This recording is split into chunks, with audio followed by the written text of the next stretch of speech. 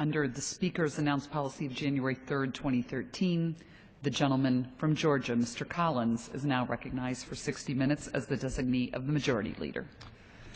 Thank you, Madam Speaker. I appreciate your time tonight, and I appreciate you being here, and my friends from across the aisle, their time as well. I think we speak to a great issue that is coming aboard, and we're going to, I know, have many great discussions about that as we go forward. I'm grateful for this floor time tonight, which I'm pleased to share tonight with my good friend and one of the newest members here in our House, the gentleman from Missouri, Mr. Smith. You know, it's an incredible honor and privilege to serve in this House and to be a part, and for me, the privilege of serving as the voice of Northeast Georgia in the U.S. House of Representatives now for what's going on 6 months. You know, I'm deeply humbled and honored by the trust each of my constituents has placed in me. And I wanted to take some time to share some of the lessons that I've learned and the progress that we're making in achieving goals that I spent over a year talking about on the campaign trail, talking about to the friends and family and the supporters and the constituents of our Northeast Georgia community. 20 counties make up Northeast Georgia in the 9th Congressional District, and it's a very diverse area. It's an area in which we have the mountains, as we call it, from the highlands to the islands. We have lakes, we have lowlands, we have the start of the Appalachian Trail. We have a place where movies are created. We have a place where I really believe dreams are fostered. But for me, it started back a long time ago. My father was a Georgia State Trooper. He came and would move to Gainesville, and that's where I was raised and spent my life, went to high school, and my mom and dad, along with my brother, that's what grounded me in family. And as I stand here on this floor, and as I look around, as I listen, as I had just the great honor just a little bit ago to sit in that chair and preside over a debate, and an earnest debate on really what I feel is a very important topic right now, one in which we had disagreement, one on which we look forward, and one side presenting one issue and one presenting another. And from my perspective, we voted to delay a bill that is my personal opinion, is damaging to America. But we had that debate here. And by standing in that chair and working there, it reminded me when I used to watch this floor from my home, when I was in high school, and then as I came up through college, and as I was starting a young family with my wonderful bride Lisa, and we have our 3 children, I would watch on C-SPAN and watch this floor, and I would see many of the same folks who have actually even spoke today. And now to be a part of this body, there's a sense of history. And if I could encourage any of my fellow colleagues, whether they be Democrat or Republican, new, old, been here a little over a month, or been here 50-something years, is to remember that when we walk on the floor of this House, it means something special. It means something to be a part of an institution that makes a difference in people's lives.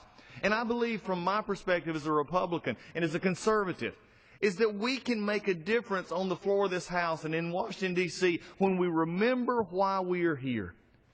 And for me, that's very easy. It's the people of the 9th District. It's my family.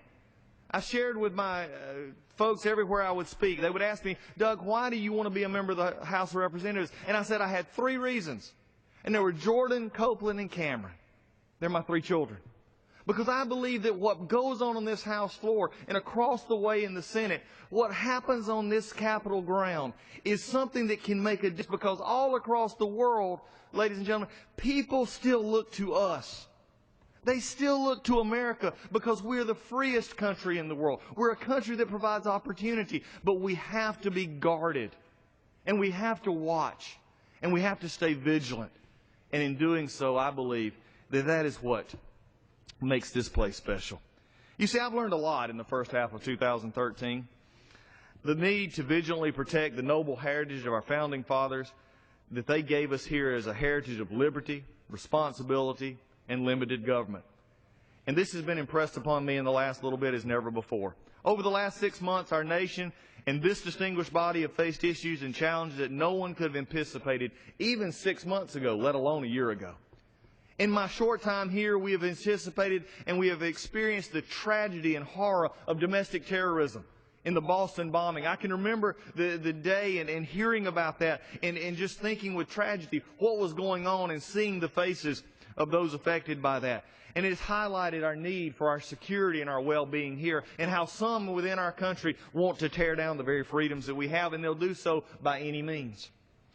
But I've also, and from a lighthearted way, it's sort of like the last couple of months, has also been, is when I was younger, I used to like those little Pez dispensers. I used to like, Madam Speaker, I used to like those Pez dispensers because they had the little head and the characters. But what would happen is when you push the top, something would pop out. It would be candy. Unfortunately, here for the last month or two, all we've had is a Pez dispenser of scandal. All we've had is a Pez dispenser of problems with the IRS and the Department of Justice and with NSA and things that really come to a point that really elaborate on, I believe, on the issue of trust in this town.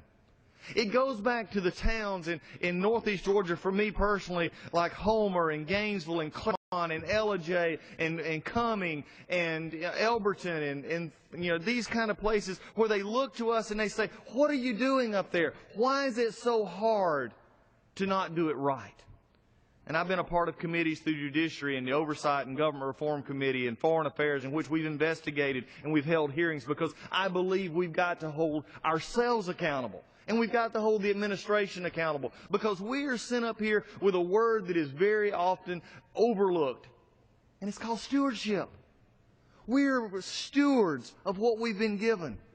And the given for us is an elected office to come and represent 700,000 or more people and to do so with the resources that we've been given. And when they look around and they see that Pez dispenser and they pops out another issue or another scandal, then their trust is diminished.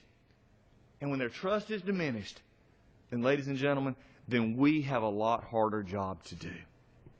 So as we're looking over this tonight, and these are trying times for our nation and the common sense conservative values that I believe that I bring from Northeast Georgia and 9th Congressional District, these values are rooted in the principles of our founders, and they give me guidance for why I want to be here and for what I want to accomplish and be a part of. But I have to say, there's also been one of the best things that I've had is looking around and making new friends on both sides of the aisle. And looking at that as we go forward, but also seeing, for me, being one of the newest and the newest member of the Georgia delegation, is looking around and when I have someone come in and I make a new friend who is our youngest and newest member from, if per se, from the House on the Republican side, the gentleman from Missouri, Mr. Smith, who took the responsibility from his work in the legislature in Missouri, who's taken his fight of regulatory reform and taken his fight and conviction with his family and now stepped into the pit, so to speak, stepped into the fire. And I'm glad to have you here and to serve with you on Judiciary and to know you over the last few weeks. I see why the people of Missouri sent you here, and that's a great thing. So I would just be honored to yield time to you tonight just to sort of share what's on your heart and maybe what brought you here and some things that you see even in your short time here. I'd be happy to yield to you tonight. I appreciate it. I want to thank my good friend from Georgia. It's a great honor being in this chamber for 42 days. I definitely have some issues that are quite important to me. One that I would like to highlight tonight is an issue that threatens my district. It's the National Blue Waste System. It was conceived on May 24th, 2012, by then the Interior Department Secretary Salazar. The National Blue Waste System is described as a headwaters-to-mouth approach to rivers management and a mechanism to encourage stakeholders to integrate their land and water stewardship efforts by adopting a watershed approach. Importantly, a river is supposed to be nominated for by Blue Waste designation by local stakeholders. Though no local stakeholders from my district were included in the nomination process.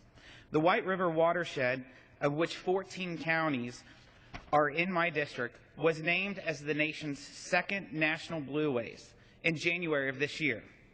Who nominated the White River to become a Blue Way? The National Wildlife Refuge Association, an organization based in Washington, D.C.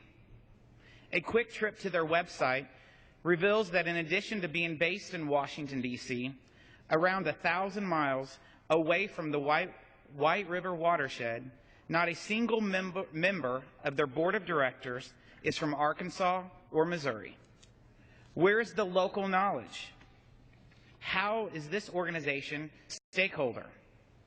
Local stakeholders eventually found out about the designation, and they were furious, as you can imagine.